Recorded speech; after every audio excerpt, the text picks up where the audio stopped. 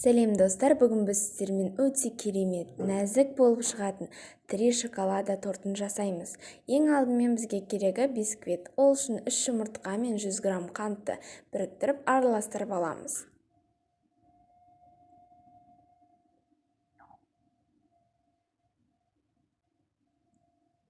Одан кейін 50 грамм қайнаған су мен 60 грамм өсімдік майын құйып араластырғаннан кейін 130 грамм ұн, 20 грамм какаомызды қосып араластырамыз.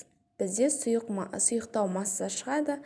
Бұны мен диаметрі 20 см формама құямын. Астына пергамент қағазын салып қойдым.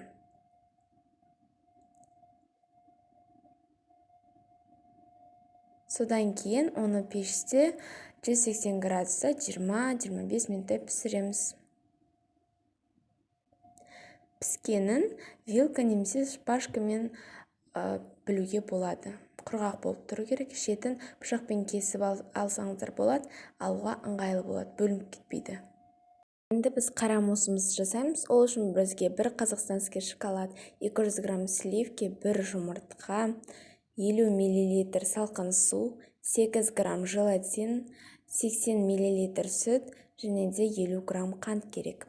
Ең алдымен біз желатиніміздің адысына суды құйып қоямыз.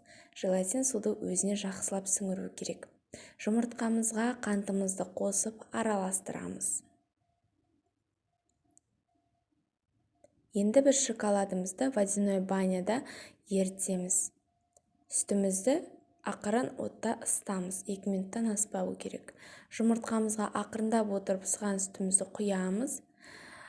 Тек қана бөліп қойыңыздар, өйткені жұмыртқа пісіп кетуі мүмкін.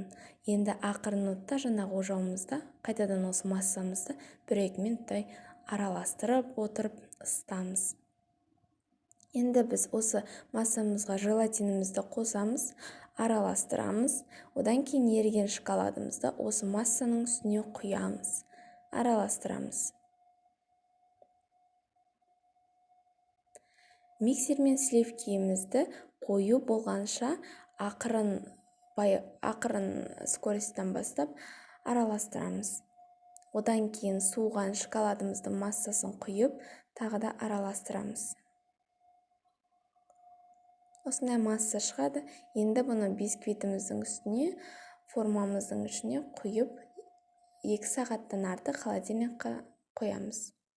Енді келесі бізде молочный мусс. Бұл жерде ингредиенттер өзгермейді, тек қана шоколадтар ғана өзгереді.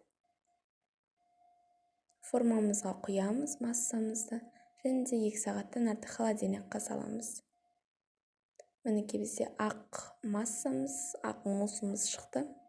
Енді бұны 2 сағаттан артық уақытқа қоямыз, формадан шығарамыз.